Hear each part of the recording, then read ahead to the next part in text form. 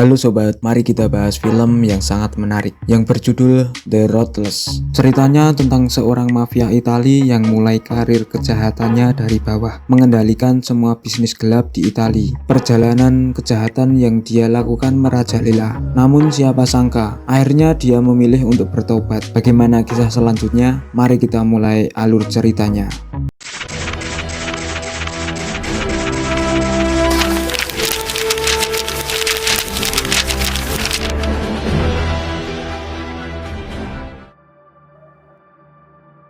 Cerita dimulai dengan Santo, seorang pria yang tengah siap untuk mengendarai Ferrari kuningnya menuju suatu tempat. Di garasi, dia bertemu dengan teman yang juga penjual mobil mewah. Namun, situasi berubah ketika tiga pria yang dipimpin oleh Gianni tiba-tiba masuk ke dalam garasi. Di luar, Gianni memberi Jack waktu seminggu untuk menyelesaikan hutangnya. Sementara Jack dengan sigap menarik keluar pistolnya.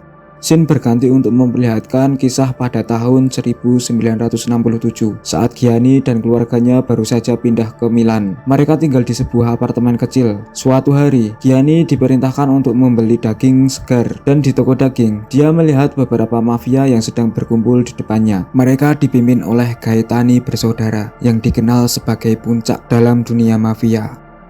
Pada tanggal 31 Desember 1967, Gianni dan temannya seharusnya berkumpul dengan keluarga mereka, tetapi malah memilih untuk bermain di luar. Hal ini membuat ayah Gianni sangat marah. Di tengah perayaan tahun baru, Gianni dan Barberi justru ditangkap oleh polisi. Ketika polisi mencoba menghubungi ayah Gianni, sayangnya ayah Santo tampaknya sudah sangat marah dan menolak mengakui hubungan mereka. Akibatnya, Santo dijatuhkan hukuman masuk penjara. Di sel yang sama, Santo berbagi ruang dengan seorang pemuda bernama Salvatore yang akrab dipanggil sebagai Slim. Ketika pertama kali masuk penjara, seperti kebanyakan napi lainnya, Santo juga mengalami ritual ospek yang dilakukan oleh sesama narapidana. Kemudian, Santo mendapat perawatan dari petugas medis di penjara. Namun, dalam mimpi yang dialaminya, petugas tersebut malah mengajaknya untuk melakukan pelanggaran. Namun, hal itu hanyalah mimpi basah.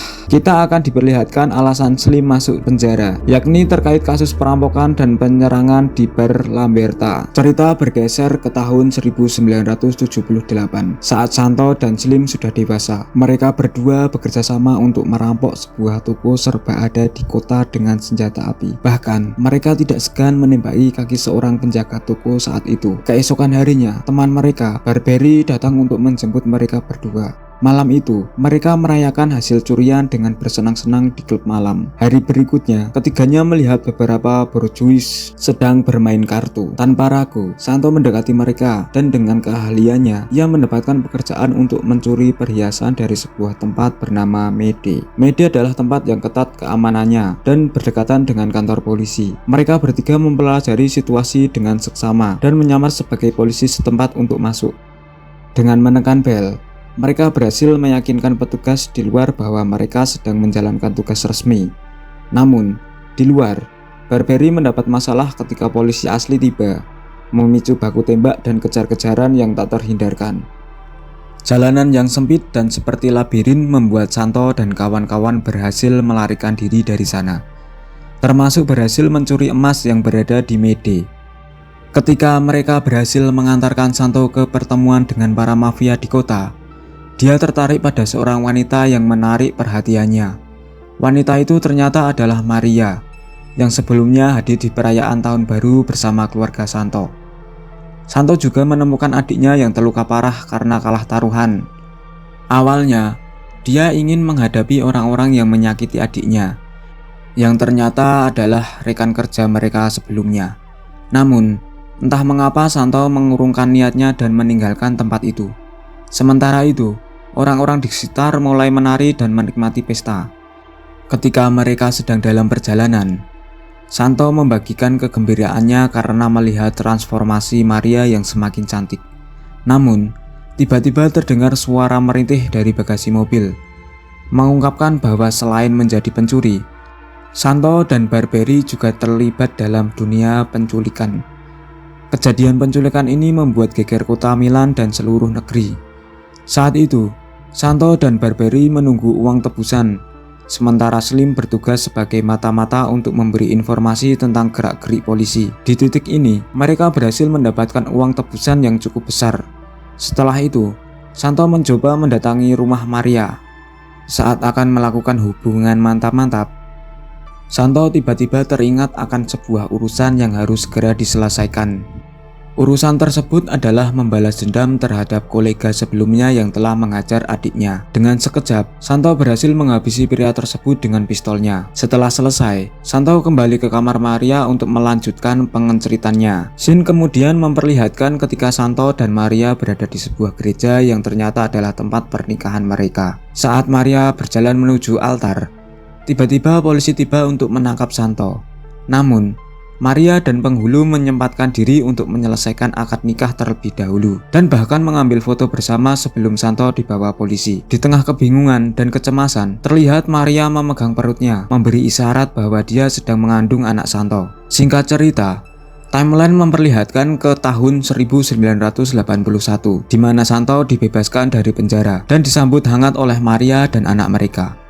Sementara itu, Slim dan Barberie berhasil mengembangkan usaha mereka menjadi broker mobil mewah yang sukses. Namun, Santo memilih jalur yang berbeda dengan menjadi seorang pembunuh bayaran. Uang yang dia kumpulkan digunakan untuk membeli sebuah apartemen mewah. Suatu hal yang membuat Maria sangat bahagia karena mereka bisa tinggal di tempat yang nyaman dan istimewa. Santo semakin sukses secara finansial dari hari ke hari, yang terlihat saat ia mengunjungi showroom mobilnya.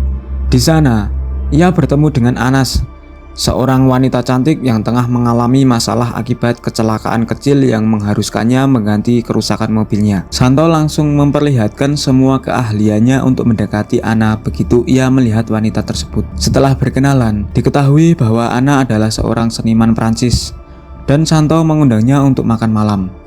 Meski Santo terus berusaha mendekati Ana, terlebih ketika Ana mengetahui bahwa Santo sudah menikah, Ana menegaskan bahwa itu adalah urusan Santo sendiri dan bukan masalahnya. Santo mengundang Ana untuk tinggal di apartemen kosongnya. Sementara bisnisnya semakin berkembang, termasuk dalam produksi narkotika.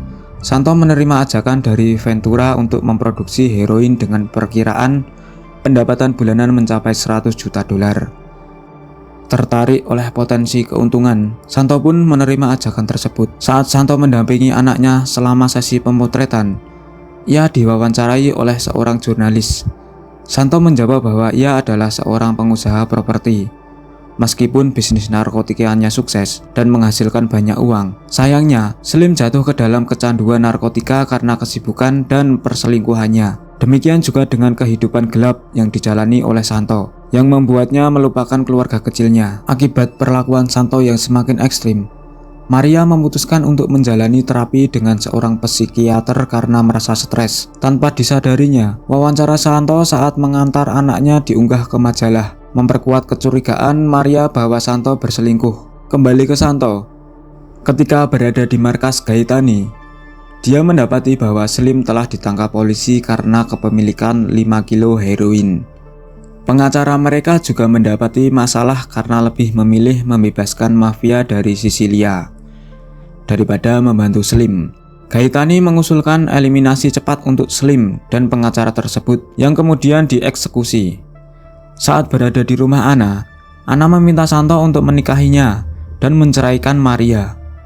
Santo membuat keputusan yang luar biasa dengan menyuruh anak sulungnya untuk menyampaikan pesan tersirat tentang rencana penceraian terhadap Maria. Maria merasa sangat sedih dan kecewa ketika mengetahui hal tersebut dari anaknya. Dengan hati yang hancur, Maria pergi ke tempat tinggal anaknya dan mengungkapkan bahwa Santo bukanlah seorang pengusaha properti seperti yang dikatakan sebelumnya, melainkan seorang pencuri, pembunuh, dan pengedar narkotika. Setelah kejadian tersebut, Maria mengungkapkan bahwa dia bersedia menerima semua kesalahan Santo karena cintanya yang mendalam padanya. Mereka hidup bersama kembali, dan Maria bahkan mulai turut serta membantu bisnis yang dijalani oleh Santo. Ketika Santo pergi ke showroomnya, dia dihadapkan oleh sekelompok bandar narkoba asal Turki yang telah menjadi korban penipuan olehnya. Mereka telah membeli heroin senilai 100 juta dolar. Tetapi Santo tidak mengirimkan barangnya, hanya mengambil uangnya saja. Orang Turki tersebut memberi Santo waktu 1 minggu untuk mengganti uang yang telah diambilnya.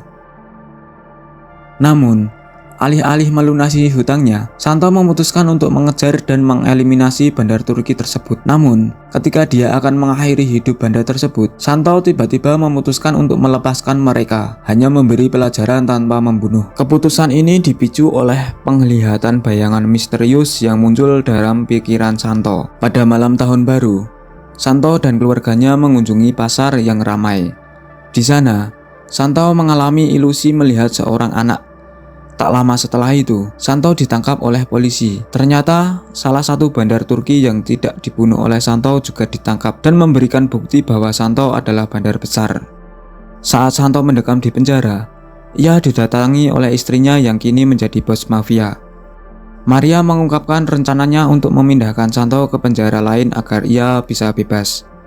Namun, Santo terkejut ketika mengetahui bahwa penjara tersebut diisi oleh anak buah Gaetani yang siap menghabisinya. Santo merasa kehilangan harapan. Bahkan ketika Maria pergi, Santo pingsan dan memasuki mimpi di mana seorang suster memintanya untuk bertaubat. Pada tahun 1992, saat diinterogasi, Santo menerima tawaran dari kepolisian untuk mengungkapkan seluruh informasi yang dia ketahui tentang jaringan kejahatan. Kerjasama Santo dengan pihak kepolisian mengungkapkan banyak kejahatan. 166 penangkapan, 14 hukuman mati, 100 hukuman penjara antara 20 dan 30 tahun, termasuk 10 miliar barang berharga yang disita. Selain itu, terdapat 10 tuntutan atas penculikan, 22 atas pembunuhan, 63 atas keterlibatan dengan mafia, dan 76 atas penyeludupan narkoba. Setelah 10 tahun berlalu, pada tahun 2002, Santo akhirnya dibebaskan. Dia memutuskan untuk tinggal di sebuah daerah terpencil di Belanda untuk menghindari pengejaran oleh mafia Italia yang masih mencarinya. Saat Santo juga sengaja menghindari pertemuan dengan Maria demi menjaga keselamatannya. Di tempat itu, Santo bertemu dengan seorang wanita cantik. Dan disitulah kisah film ini berakhir. Terima kasih telah menonton video ini sampai habis. Dan sampai jumpa di video berikutnya.